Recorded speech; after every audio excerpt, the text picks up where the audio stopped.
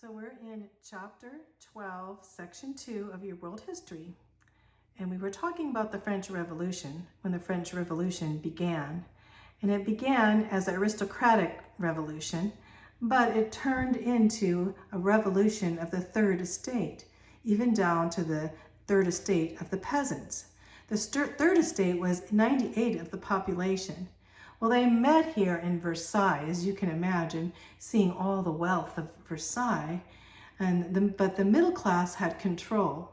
But after 5 weeks of quarreling, the assembly came to a deadlock.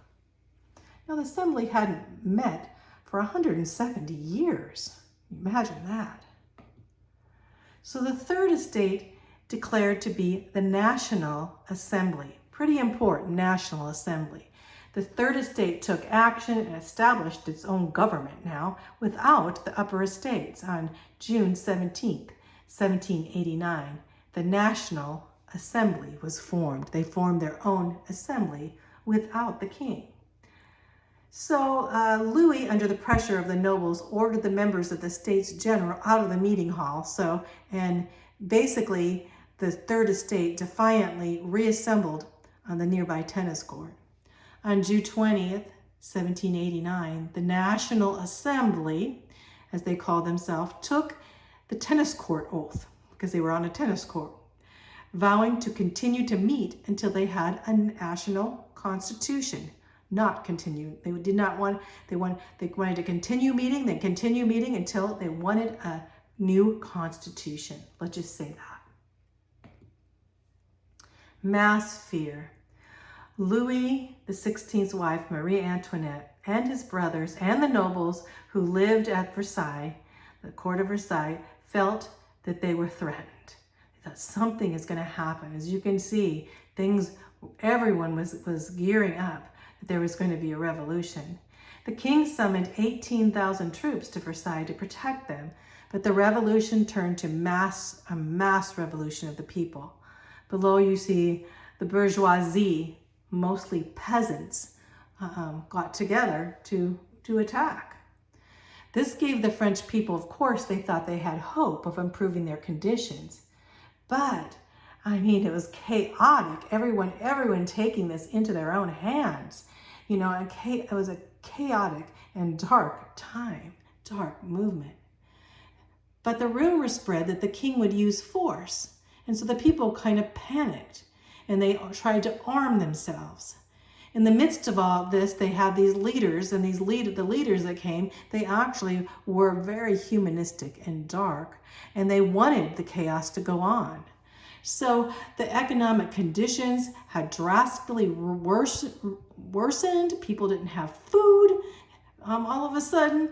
And then in Paris, demonstrations, and the people armed themselves. It was totally chaos. The storming of the Bastille. Now the French still celebrate Bastille Day. On July 14th, 1789, hoping to secure weapons and free the imprisoned, a Paris mob stormed this old castle that was used as a prison. 98 people were killed by the troops, and several government officials were also murdered. And they took the government officials' heads and they cut them off and they put them on poles and paraded them around. How absurd. How horrific. But the Bastille, you know, there were only 7 prisoners inside that they wanted released. Only 7 prisoners? But yet it represents a symbol of the old regime. They wanted to do away with the old imprisonment and the old castles. And so July 14th became a holiday as Independence Day, as they were claiming their independence. Feudalism was abolished, basically saying the king, they did not want a king. So the King Louis said, "This is a revolt." And the messenger came to tell them what was going on. The messenger replied, "No, sire, it's a revolution." The countryside was totally in turmoil. Fear and anger and the armed peasants attacking the nobles and landlords. Every place they go, they were attacking, burning, going in and burning all of the records of debt. any records of debt, all their records, and burning down the nobles' homes and killing nobles. On August 4th, decrees by the National Assembly ended the Lord's privileges and forced tithes ceased. Everyone had to pay taxes and all citizens were eligible for public office. So the National Assembly started making its own constitution and said, nope, no more landlords, no more tithes, no more paying these things, no more these. We all will pay taxes as we see fit. The nobles paying taxes too. So, but feudalism was abolished. You can see the turmoil here. You can imagine, especially with the king, huh? The foundations for the new regime. So, the Declaration of the Rights of Man and Citizen. They called it liberty, equality, fraternity, or death. Liberty, equality, fraternity, or death. We have here this picture. They put the propaganda in saying, oh, we're going to go to war like this picture. Well, it wasn't like this picture, you can imagine. It was a bunch of peasants, carrying knives and rocks and such. It wasn't, they tried to glorify it. Some of these people, we're going to talk about who were that thought they were leaders, were trying to glorify things when things were looking so horribly. So liberty, equality, fraternity, or death. And here this guy, you know who this guy is? His name's Guillotine. Guillotine. He invented that guillotine that chopped people's heads off. He said liberty, equality, fraternity, or death. The last, much the easiest to bestow, saying death is actually the easiest. This came from Charles Dickens' A Tale of Two Cities in 1859. But anyway, we see, or death. So they set about to establish this new government with liberty, equality, fraternity, or death. Conditions in France were not ready for this at all. The classes were now completely hostile to each other. Civil war was going on, and many of the clergy and the nobility were not reconciled to losing their wealth and privileges. They didn't want to lose their palaces. They didn't want to lose their Roman churches. So they were wanting, we need to leave. So many of them became immigrants. And immigrants are like immigrants. But anyway, they fled and hoping that they could return when things settled down so they could get back, have a counter-revolution and get back their wealth and property. You can imagine. So many of them did leave the country. Then we have who was really agitating this all, the Jacobin Club. Picture the Jacobin Club. The Jacobin Club had an Assassin's Creed. It was a secret club at first, but then it became known, and they were actually agitating. They had been putting out these pamphlets that were horrific about the king and queen, especially Marie Antoinette, and many not true. And not only that, they were pornographic. And they were instigating the people to rise up and kill the nobility. They were instigating the revolution more, not just protesting peacefully, but totally ransacking and totally murdering. So the revolutionary agitators stirred up the peasants into angry mobs which roamed the cities. Many wanted the revolution to go on to further extremes. They wanted to keep going and going. They didn't want it to stop. The Radical Club met in the Jacobin Monastery. And that's where they met secretly, but, they had a lot of members, but there were certain ones that were in charge. And how were they going to connive the next move, what they had purposed to do? And they took Assassin's Creed, that they indeed would assassinate if they need to be. So the civil constitution of the clergy. Now we have the clergy, the church. We have a picture here, the church and the cardinals. And they now known as the constituent instead of constitution, constituent assembly. And so they attempted to justify the confiscation of the church property. taking over the church property and all the wealth of the church. And they wanted to establish a new church that was just a puppet church instead of any other type of church, and that they would control the church. They reduced any authority of the Pope altogether. And the Pope in Italy, remember the popes in Rome, denounced the revolution. And the French clergy was forced to take an oath of loyalty to the new regime.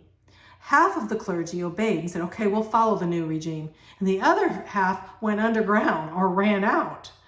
The church split in two, and an official state-sanctioned church, which was a puppet church, was there. And they controlled, basically, having the National Assembly, and these atheistic people controlling the church. Sound familiar? And the underground church went underground, and basically if they were caught, they were put to death and guillotined. In fact, I have to say, they guillotined a lot of church members, including nuns. It was terrible. But anyway, we'll get into that.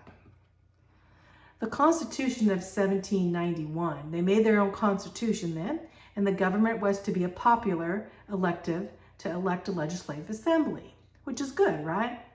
The king was only to give limited veto power, but he could never say, I am the state, which that's pretty good. That's good too. And France was to be a constitution monarchy with a weak king. Well, not too bad, right? But in the midst of what was going on, it'd be hard to regulate this. Louis XVI then attempted to flee. This is a picture of him fleeing. June 1791, Louis fled to join the immigrants. He left a note repudiating the revolution, but many turned against him, considered him a traitor. A call then was made for the abolishment of the monarchy. Louis and his family were intercepted in Varennes at the border of Luxembourg and placed under arrest, and then returned to Paris. So here we have Louis and his family, Marie Antoinette, her children, their family trying to flee. Well, of course, that to the people then that would be leaving them and leaving France, he'd be considered a traitor. But, they brought Marie Antoinette back and they asked her about her fleeing. She told them what she had seen. That she had seen out her window, basically looking as they came and took some of the very wealthy nobles and some of the princess. She said, I've seen what you did to princess, one of the princesses, that they took her and they cut her heart out in the midst of showing everyone and grabbed and pulled her heart out and threw it up and tasted like they were going to eat her heart, cut off her head and basically put her head on a pole. Of course, Marie Antoinette, the queen, and they wanted to leave. They were under danger, but still they were considered leaving. They were going to be considered traitors, of course. It was a terrible time. They had the right, the left, and the center, kind of like we have today, the right and left and the center. Well, 1/3 of the assembly were more conservative, and they wanted the revolution to go on no more, that we need to stop this revolution. You can imagine. They were satisfied with the Constitution, said, yeah, let's take the Constitution. They were considered right. We basically will take just what you have here. We have this weak king, and we can all do this, and it'll be good. Let's go. Let's stop this. Let's stop this terrible, terrible darkness that's going on here. And the center, they weren't really sure what to believe. They were afraid and just fearful. And then the young radicals were considered the left. And the left were the radicals who distrusted the king and distrusted anybody that was conservative or anyone that was on the left. And they were displeased with the Constitution because they wanted to go further into the revolution. The left were considered the Jacobins. The Jacobins ran the radical left. Jean-Paul Marat, Georges-Jacques Danton, and Maximilien Robespierre. They were the leaders of this. You can see this picture of them there. They wanted the revolution to go much further because they basically wanted to go so far that they could bring in a dictator and run as the New World Order. Sound familiar? So it was a crusade for universal liberty. That's what they called it. Universal liberty. Because they said, this revolution in France is not going to stop here. We want to spread this revolution all over the world. Wow. And their motto, another motto that we have seen before, was the end justifies the means. The Jesuits had that in the Inquisition when they were killing Christians and burning them at the stakes. Now we have the end justifies the means. Means the means they can do anything they want. They can murder, they can lie, they can cheat, just so they get their end. The end justifies the means. That was the left, the Jacobins. The Jacobins were considered the enlightened ones, and they followed Voltaire, and they followed Rousseau. War was declared and began what was called the Napoleonic Wars, but Napoleon wasn't there yet. I would like this picture of Napoleon. Remember I said, look at this symbol here? We'll talk about that later. On April 20th, 1792, war was declared on Austria. Remember? We have Marie Antoinette. She's Austrian. Now, Austria didn't have anything to do with it, and neither did France. And so now they declare war on Austria, and Europe plunged into the beginning of what would be the most important series of wars in history, and these were the wars with Napoleon. Napoleon wasn't yet a dictator, and we'll talk about that. But this was what led, because now we have a broken France going to war. That's just what the Jacobins wanted. They wanted everything to be so horrible so they could bring in a dictator, just like Napoleon. The execution of Louis XVI. So we know, poor Louis, huh? He was indeed walking a tightrope, wasn't he? Just like he dreamed that he was going to fall off the tightrope. He would fall off. On September 1792, the National Convention was controlled by who else? The left, the Jacobins. And they were writing another constitution. They didn't like that constitution, another constitution that was going to be more for the left, the left's against Christianity. First, they needed to depose Louis. They need to get rid of the king. They knew we need to kill the king. So he was tried and convicted as a traitor because he attempted to flee. On January 21st, 1793, he was executed on the guillotine, that device there for chopping off heads. They executed him and took his head in display. This guillotine was named for Joseph Guillotine, became the symbol now of the French Revolution. The symbol was the guillotine. This picture you have of Marie Antoinette later on, the queen. They took the queen after a few months later. They tried her at a mock trial, lots of lies, terrible things for her, and even took her children, especially her son, ended up dying, but had them to try to testify against her that she was a whore. Can you imagine? Now, so many today would say Marie Antoinette, oh yes, she was, promiscuous and all this stuff. Well, we don't know for sure because a lot of that came from the pamphlets of the Jacobin.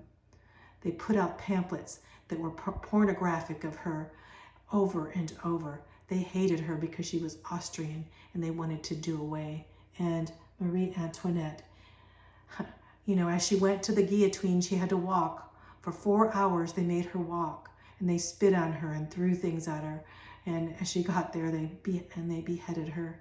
And she was sickly. And some people think that she had ovarian cancer because she was bleeding. And so she went there. That I feel sorry for her. She was an Austrian little girl that was brought to be queen of France, a country that was totally going to be torn and she was going to be executed. Now, a lot of people will say, oh, she said, well, let them eat cake if they can't have bread. That was just another of what they had put together as propaganda against her. The Reign of Terror. In 1793 began the Reign of Terror, the symbol of the guillotine. In 1793, the Committee of Public Safety they had a Committee of Public Safety that was not safe. 12 men there acted as police, and they held judicial powers of judges, police and judges. All of these men were of the Jacobin Club. They were bloodthirsty men. So these police were not police at all, so going on. It was probably just as bad as the Inquisition was, but only now the police that held position in France were controlling who they were going to put to death. Maximilien Robespierre, one of the darkest of the Jacobin clubs, soon became the most influential man in the French government. And he instituted this reign of terror, and thousands of suspected enemies of the Republic, they were suspected. See, suspected? Some of them were tried on these mock trials, and they picked whoever was going to be the judges and the jury. They were suppressed, and many influential people were guillotined, including, I saw a picture where including all of these nuns were guillotined. And a lot of, and any Christian, if you said you were a Christian, you would be guillotined. 40,000 people died and hundreds of thousands were arrested. And of course, we know the Queen was guillotined.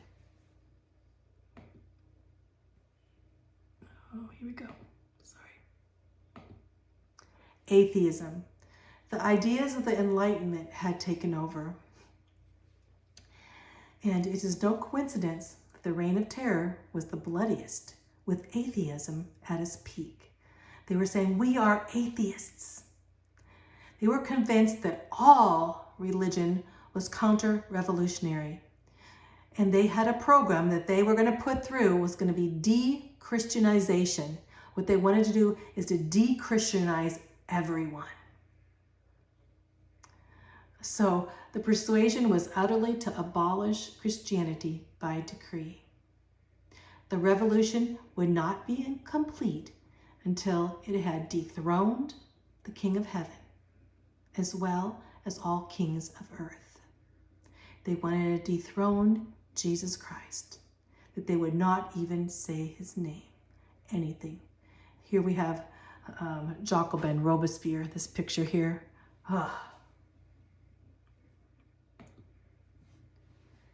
Now they said, in fact, we're going to change everything. We're going to have a new calendar. And on our calendar, we're going to remove every Sunday. No more Sundays, no more religious holidays, no more Easter, no more Christmas. We're going to have our new calendar.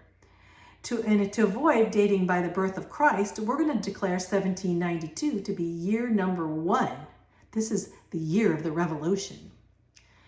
They renamed the months and weeks and declared the weeks now not to be 7 days long, like the Bible says, those 7 days of creation, but 10 days long.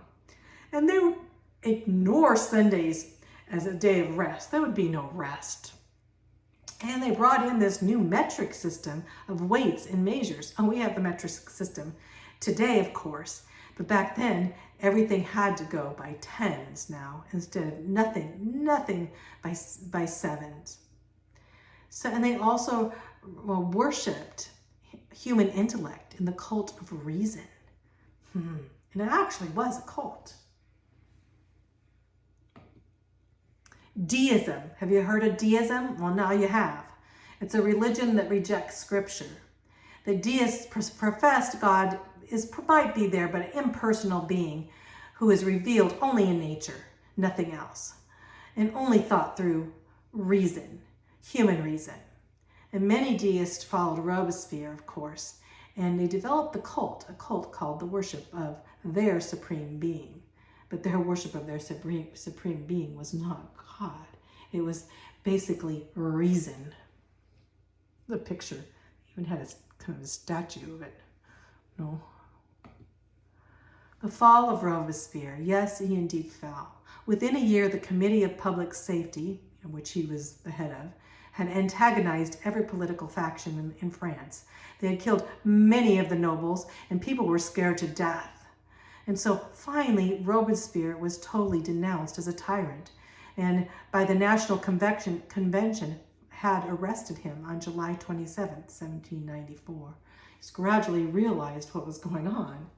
And he was guillotined after the Reign of Terror that he started. So here we have, what goes around comes around, right? It says, at the bottom it says, yes, of course, I place myself in your capable hands.